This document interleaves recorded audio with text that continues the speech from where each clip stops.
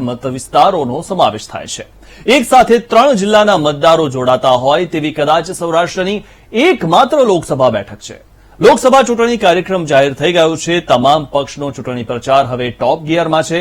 જેમાં પોરબંદર બેઠક પર ભાજપે મનસુખ માંડવિયાને તો કોંગ્રેસે લલિત વસોયાને મેદાનમાં ઉતાર્યા છે।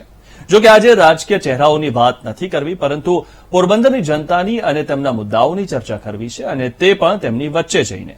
તો આવો આજે જનમત એક્સપ્રેસમાં પોરબંદર લોકસભાના મતદારો સાથે ચર્ચા કરીએ અને તેમના મુદ્દા જાણીએ અમારી વિશેષ રજૂઆત જનમત એક્સપ્રેસમાં।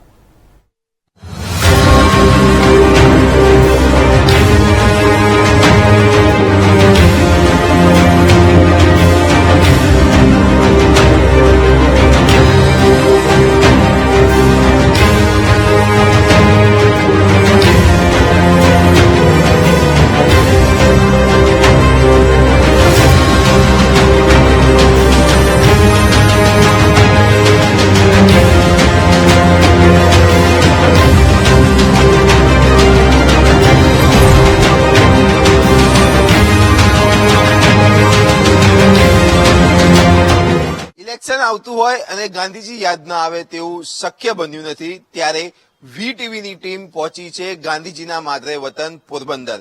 પોરબંદર લોકસભાની વાત કરવામાં આવે તો છેલ્લા કેટલાય વર્ષોથી પોરબંદરના લોકો શું ઈચ્છી રહ્યા છે, શું તેઓને મળ્યું નથી, તો જાણો વીટીવી જનમત યાત્રામાં પોરબંદર લોકસભાનો પ્રવાસ।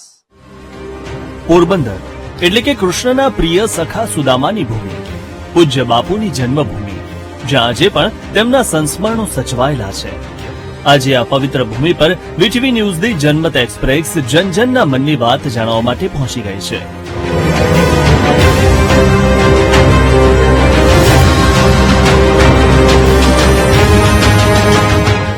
સવારનો સમય હતો એટલે બજારોમાં તો સન્નાટો હતો, પરંતુ કીર્તિ મંદિર પાસે એક ફૂલોનો વેપાર કરતા નાના વેપારી મળી આવ્યા, જેથી તેમના મત સાથે જ અમે યાત્રાની શરૂઆત કરી। સરકાર માટે માંગ છે કે આપણે અહીં કોઈ એવી કંપની આવે કે જેથી કરીને જે ડિગ્રી વાળા હોય એ કામ કરી શકે। એટલે એટલી કંપની નથી, આપણે એક બિલ્લા છે બસ, એની ઉપર એક રાણાવ છે સિમેન્ટ ફેક્ટરી, બરોબર, 2 જ કંપની છે, બીજા કોઈ ઉદ્યોગ છે નહીં। એવા કોઈ ઉદ્યોગ પડે તો આપણે અહીં બધા જે ડિગ્રી વાળા છે એ બધા નોકરીએ ચડી, અત્યારે અમદાવાદ જવું પડે, બધા રાજકોટ જવું પડે નોકરી માટે। પોરબંદરમાં ઉદ્યોગો નથી, જેથી યુવાનોને રોજગાર માટે પોરબંદર છોડીને અન્ય શહેરોમાં જવું પડે છે। આગળ વધતા જ એક યુવાન મળી ગયો, જેથી શિક્ષણ અને નોકરીની કેવી તકો છે તે જાણવાનો પ્રયાસ કર્યો। પોરબંદરમાં અભ્યાસ પછીનું ફ્યુચરમાં અત્યારના જે હું કોર્સ કરું ને એમાં તો અત્યારના કઈ કંપની કે એવી કઈ છે નહીં કે જેમાં આપણે જોબ મળી શકે, તે જોબ માટે આપણે બહાર જવું પડે। કેટલા લોકો અમદાવાદમાં પોરબંદરમાંથી કેટલા લોકો બહાર જતા હશો? અમારી ફેમિલીમાંથી તો લગભગ 2 જણા બહાર ગયા। અહીંયા રોજગાર, ધંધો, વેપાર કેવો કઈ રીતે પોરબંદરમાં ધંધો તો સારો હાલે, અમારે ધંધો છે પોરબંદરમાં, પણ નોકરી માટે બહાર જવું પડે। પોરબંદરમાં ડિગ્રી મળી જાય છે, પરંતુ નોકરી માટે કોઈ ડિગ્રીને લગતા ઉદ્યોગો નથી, જેના કારણે લોકો સ્થળાંતરિત થઈ રહ્યા છે અને વિકાસ રૂંધાઈ ગયો છે। પોરબંદરની અંદર ઉદ્યોગો નામે કંઈ છે જ નહીં, તો ગમે જે કારણોસર ઉદ્યોગો ના આવતા હોય એ કારણોને સરકારે એડ્રેસ કરવા જોઈએ। They should try to see that કે પોરબંદરને સારા ઉદ્યોગો મળે, કારણ કે બધું ઇન્ફ્રાસ્ટ્રક્ચર છે, એરપોર્ટ છે, નેશનલ હાઈવે છે, પોર્ટ છે, તો આ બધા ઇટ ઇઝ ઓલ કોન્ડ્યુસિવ કે સારા ઉદ્યોગો આવે તો પોરબંદરને એમ્પ્લોયમેન્ટ મળે છે।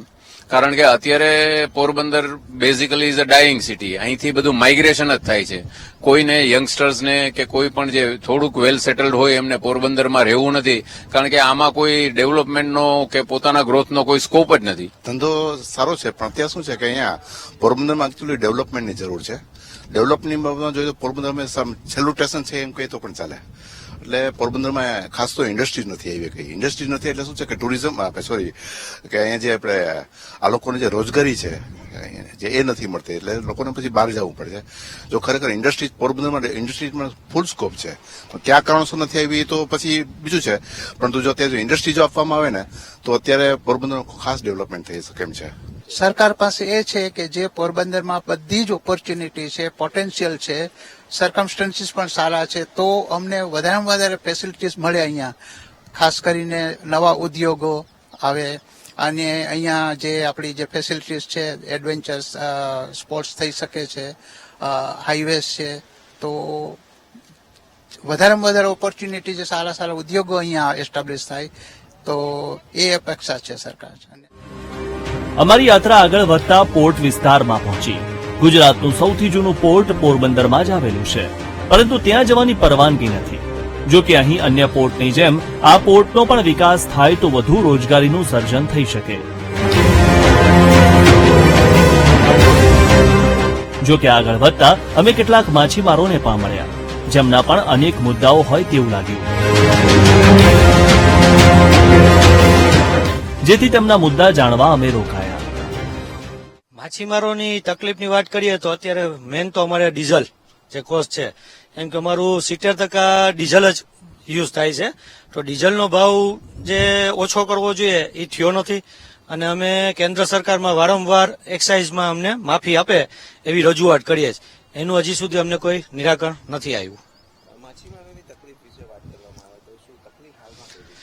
માછીમારોની તકલીફ ખાસ તો મેં તમને કીધું ને, પહેલો ડીઝલ, બીજું જે મચ્છીના રેટ મળવા જોઈએ અમને, એ અમને નથી પૂરતા મળતા. એટલે અમે એના માટે સરકારમાં વારંવાર એમ કહીએ છીએ કે અમને મોટા કોલ્ડ સ્ટોરેજ બનાવીને આપે કે જેમાં અમે અમારે ફિશ આજે આવી, એમ કે ફિશ એવું છે કે એ અમે બોટમાં રાખી શકતા નથી, તો એને તાત્કાલિક અમારે બોટમાંથી બહાર કાઢી અને સેલિંગ કરવું પડે. તો જો કોલ્ડ સ્ટોરેજ મોટા સરકારના હોય તો અમે તેમાં સ્ટોરેજ કરી શકીએ. માછીમારોના પ્રશ્નો જાણ્યા બાદ અમારી ટીમ રવાના થઈ.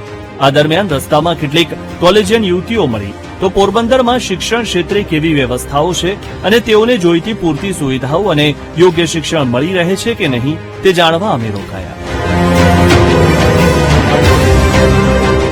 પોરબંદરમાં આમ જોઈએ તો મોસ્ટ ઓફ સ્ટુડન્ટ અત્યારના સમયમાં આપણે જોઈએ તો એ મોટા સિટીમાં ભણવા સ્ટડી કરવા માટે જવાનું વધારે રાખે છે, જેમ કે અમદાવાદ છે, રાજકોટ છે. નાના સિટીમાં પણ સ્ટડી સારું છે, પણ મેઇન વસ્તુ એ છે કે અહીંયા જોબ ઓપોર્ચ્યુનિટીઝ ઓછી છે. પ્લસ ટ્રાન્સપોર્ટેશન આપણે જોઈએ કે ભારત દેશમાં મોસ્ટ ઓફ રૂરલ એરિયા વધારે છે, ગામડામાંથી લોકો અપડાઉન કરીને વધારે સ્ટડી માટે આવે છે પોરબંદરમાં. અને મેઇન ટ્રાન્સપોર્ટ જોઈએ તો સ્ટુડન્ટ્સને જેમ વધારે, જેમ કે જીએસઆરટીસી બસ છે, તો એ વધારે લાગુ પડે તો એમાં સ્ટુડન્ટ ટ્રાન્સપોર્ટ માટે આવી અને પોરબંદરમાં સ્ટડી માટે આવી શકે. જો સરકાર જોબ ઓપોર્ચ્યુનિટી અને ટ્રાન્સપોર્ટેશનમાં વધારે સુધારો કરી શકે તો એ સ્ટુડન્ટ માટે બેસ્ટ છે. જોવા જઈએ તો પોરબંદરમાં એજ્યુકેશનને લગતું કંઈ ખૂટતું નથી. જેમ કે હમણાં જ હજી વાત કરી કે નવી એજ્યુકેશન પોલિસી જે અત્યારે લાગુ થઈ ગયેલી છે, તો એજ્યુકેશનમાં કંઈ ખૂટતું નથી. બટ એક એ વસ્તુ જે મેઇન છે કે જોબ ઓપોર્ચ્યુનિટી અહીંયા નથી. જેમ કે કોઈ પણ હવે જોબ ઓપોર્ચ્યુનિટીમાં જેમ કે કોઈ પણ સ્ટુડન્ટ હોય, હવે FY કરેલ હોય કે TY કરેલ હોય, એને જો જોબ જોતી હોય, જેમ કે મોટે ભાગે પગાર માટે જો એમને જોબ જોતી હોય તો એ લોકોને બહાર શિફ્ટ થવું પડે છે, અમદાવાદ, રાજકોટ જેવા મોટા સિટીમાં જવું પડે છે. તો એ માટે એક જો કોઈ પણ કંપની, જે મોટા લેવલની કંપની છે, પોતાની બ્રાન્ચ અહીંયા શરૂ કરે તો એ વસ્તુ અહીંયા ને અહીંયા રોજગાર લોકોને મળી રહેશે, અમને યુવાઓને રોજગાર મળી રહેશે, તો જેથી કરીને અમે યુવા રોજગાર અહીં આપી અને અમારા શહેરનો પણ વિકાસ કરી શકશું. પોરબંદરમાં એક સ્ટુડન્ટ તરીકે જે અત્યારની જે હોડ ચાલી રહી છે કોમ્પિટિટિવ એક્ઝામ્સની, જેને લગતા ટ્રેનિંગ સેન્ટર્સ પોરબંદરમાં ખૂબ ઓછા છે. મારી સરકારને એક ભલામણ છે કે કોઈ સરકારી કે કોઈ પ્રાઇવેટ કોઈ પણ ઇન્સ્ટિટ્યૂટના કોચિંગ ક્લાસીસ પોરબંદરમાં શરૂ કરવામાં આવે, જેથી જે મધ્યમ વર્ગ છે કે લોઅર મિડલ ક્લાસ છે કે તે કોઈ પણથી માંડી અને દરેક લોકો કોમ્પિટિટિવ એક્ઝામની સારી રીતે તૈયારી કરી શકે અને જેને લઈ અને પ્લેસમેન્ટ વધી શકે. પોરબંદર એક એવું સિટી છે જેની પાસે નેચરલ રિસોર્સિસ બહુ ઝાઝા છે, પ્લસ ફિલ્ડ બહુ ઝાઝા છે અને જગ્યા ખૂબ વિશાળ છે, પરંતુ કંપનીઓ ઓછી છે. તેથી જો કંપની અને કોમ્પિટિટિવ જે કોચિંગ ક્લાસીસ છે તે બંને જો ઉપલબ્ધ કરવામાં આવે તો પોરબંદરનો એક મેગા સિટી તરીકે વિકાસ કરી શકાય તેવી ઓપોર્ચ્યુનિટીઝ રહેલી છે. વિદ્યાર્થીઓના મતે પોરબંદરમાં જગ્યાઓ વિશાળ છે, યુવાધન પણ છે, બસ રોજગારલક્ષી કંપનીઓનો અભાવ છે. પોરબંદરના પ્રશ્નો જાણ્યા બાદ અમારી યાત્રા કુતિયાણા વિધાનસભા મત વિસ્તારમાં પહોંચી, જ્યાં પહોંચતા એવું લાગ્યું કે વેપારીઓ અને લોકો સુવિધાઓના અભાવથી પરેશાન છે. જે તે સમયે 32,000ની વસ્તી ધરાવતા કુતિયાણામાં હાલ 12,000ની વસ્તી થઈ ગઈ અને આ પાછળનું કારણ અમે લોકો પાસેથી જાણવાનો પ્રયાસ કર્યો. બહુ સમસ્યા છે સાહેબ. આ કુતિયાણાના કોઈ જાતનો કોઈ વિકાસ નથી. જે પબ્લિક હતી તે પબ્લિક બધી ખાલી થવામાં જ છે. તો અમારા સરકારશ્રી વિનંતી છે કે આ ગામનો કોઈ વિકાસ થાય, સારો રોજગારી મળે તમામને અને સારો વિકાસ થાય એવી અમારી માંગણી છે. તકલીફ તો સાહેબ ઘણી છે કે રોજગાર પણ નથી, અહીંયા કોઈ એટલી પબ્લિક નથી, કોઈ એવો વિકાસ નથી અને ઘણી બધી સમસ્યા છે. રોડ, રસ્તા એવી બધી સમસ્યા છે સર. ત્યાં વિકાસમાં તો એવું છે કે અમારે અહીં કઈ ઉદ્યોગ ધંધા છે નહીં. ત્યાંમાં અમારે કઈ ઉદ્યોગ ધંધા છે નહીં, બધા ખેતી આધારિત માણસો રહીએ છે. સરકાર તો મોદી સાહેબની જ આવવાની છે, એમાં તો કોઈ બેમત નથી. અને માંડવિયા સાહેબ જો જીતીને આવે અને અમારા ગામ કુતિયાણાનો વિકાસ કરે અને કઈ ઉદ્યોગ લઈ આવે તો વેપાર ધંધા બધાને રોજીરોટી મળી રહી. વેપાર ધંધાને લઈને કુતિયાણામાં કેવી હાલત છે તે પણ અહીં અમે વેપારીઓ પાસેથી જ જાણવાનો પ્રયાસ કર્યો. અમારા કુતિયાણામાં એક તો ગરીબ વિસ્તાર છે અને એની પહેલા અમે રજૂઆત સરકારશ્રીને કરેલ છે કે કુતિયાણામાં જીઆઈડીસીની સખ્તમાં સખ્ત જરૂર છે અને એપીએમસી બનાવવાનું કીધેલ છે. કુતિયાણામાં જે કામ ચાલુ હતું અત્યારે બંધ છે, એ રજૂઆત અમે સરકારશ્રીને કરેલ છે. તો કુતિયાણામાં અમારા એરિયામાં એપીએમસી, જીઆઈડીસી અને વેપારીને કોઈ લગતા પ્રશ્ન બેંકના છે, સીસી છે, લોન છે, એ સરકારશ્રી થોડુંક ધ્યાન દે તો અમારા કુતિયાણા પછાત વિસ્તારમાંથી થોડું આગળ આવે. કુતિયાણામાં એજ્યુકેશન માટે કઈ સગવડ છે નહીં. અમારે બાળકોને, છોકરાઓને બહાર ભણવા મોકલવું પડે છે. એના હિસાબે અમારો સરકારને એવું ધ્યાન દોરીએ કે અહીંયા સ્કૂલ સારી રીતે ચાલુ કરે અને ધ્યાન દોરે. કુતિયાણાથી આગળ વધતા ઉપલેટા ખાતે પહોંચ્યા તો અહીં રોડ, રસ્તા અને શહેરમાં વેપાર ધંધાની સગવડો સારી દેખાઈ. એવું લાગ્યું અહીં વિકાસ થયો છે. રખડતા ઢોરનો ત્રાસ પણ ક્યાંય રસ્તા પર ન જોવા મળ્યો, કારણ કે ગાયો માટે હોસ્ટેલ શરૂ કરવામાં આવી છે. ઉપલેટાની અંદર તમામે તમામ સુવિધાઓ છે. ભાજપ દ્વારા મળતી સુવિધાઓ સંપૂર્ણપણે પૂરી કરવામાં આવે છે. નગરપાલિકાનું કાર્ય બી સારું છે, ધારાસભ્ય બી સારા છે અને સાંસદ સભ્ય બી જે મનસુખભાઈ માંડવીયા મુકાણા છે, કેન્દ્રીય મંત્રી છે, એનું પણ કાર્ય અત્યારે જે જોરશોરથી કાર્ય ચાલુ છે. બરોબર. અહીં એક એવા નાગરિક પણ મળ્યા જેઓ ધારાસભ્યના કામથી નારાજ હતા. અમારા ગામમાં આ 10 વર્ષ થયા છે, રોડ નતા તો ડમ્પર આવે અને રોડમાં કોઈ ધ્યાન નથી દેતું. મહેન્દ્રભાઈ પાડલિયાને રજૂઆત કરી તો એવું કીધું કે હું કોઈ તમારો પટાવાળો નથી, આવું બોલે. તો અમે લોકોએ છૂટીને એને મોકલા હે, તો શું લેવા મોકલા? ઉપલેટાથી અમારી જનમત યાત્રા ધોરાજી વિધાનસભા મત વિસ્તારમાં પહોંચી. ગ્રામ્ય વિસ્તારમાં ઘઉંની લણણીનું કામ ચાલી રહ્યું હતું અને ખેડૂતો પણ ખેતરમાં દેખાઈ રહ્યા હતા. તો ગાડી રસ્તામાં રોકી અમે ખેડૂતો પાસે ભાવતાલ અને તેમને પડતી તકલીફો જાણવા પહોંચી ગયા.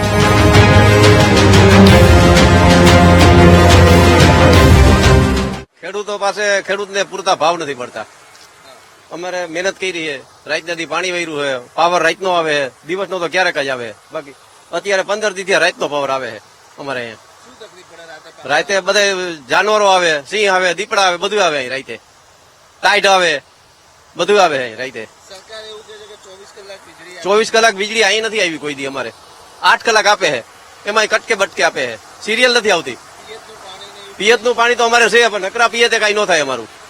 એમાં બિયારણ મોંઘા હે, ખાતર મોંઘું છે, દવાઈઓ મોંઘી છે, બધું મોંઘું છે, મજૂરી બધું મોંઘું છે. ટૂંકમાં પાણીની પરિસ્થિતિ અમારે ઘરનું જ છે. પાણી કુવામાં સારું છે. ખેતી બાબતમાં માલના ભાવ નથી મળતા. ઘઉંના, માંડવીના, કપાસના, કોઈના. ઘઉંના 500 રૂપિયા. હા, હોવું તો થોડુંક વધારે હોય તો સારું રહીએ. 600-700 રૂપિયા હોવા જોઈએ. આ બધા જ ભાવ રેન્જ. આ તો ટુકડા ઘઉંના 500 આવે, બાકી 400 જ આવે. ખેડૂતો મોંઘા બિયારણ, ખાતર લઈને ખેતી કરે છે પરંતુ પાક જ્યારે તેમ કાકાને રોકી રસ્તાની હાલત કેટલા સમયથી ખરાબ છે તે જાણવા અમે રોકાયા. ટાઈમિંગ માટે આ ધોરાજી ઉપલેટા જૂનો રોડ છે ત્યાંથી ના ચાલવાનું મારે. રોડ ખરાબ બહુ છે. આ બ્રિજની આ વોલ પણ તૂટી ગઈ, દિવાલ મોણ ચોમાસામાં રિપેર કર્યું, નકર અહીંયા હલતું જ નહીં હાવ. રજૂઆત કરી કોઈને? રજૂઆત આપણે તો શું કરીએ છીએ? ઇલેક્શન આવે છે, શું કરશે? ઇલેક્શન આવે તો આ રોડ બનાવવો જ જોઈએ. ટાઈમિંગ માટે આ રોડ જોઈએ સારો. દિવસમાં કેટલા લોકો પસાર થતા હશે? ઘણા લોકો એમ ટાઈમિંગ માટે અહીંયા હાલવાવાળા 4 વ્હીલ છે, મોટા ટ્રક છે, બધા હાલતા જ હોય. બીક તો લાગે જ ને આમાં. બિસ્માર રસ્તા પરથી જ પસાર થઈને અમારી ટીમ જેતપુર ખાતે પહોંચી.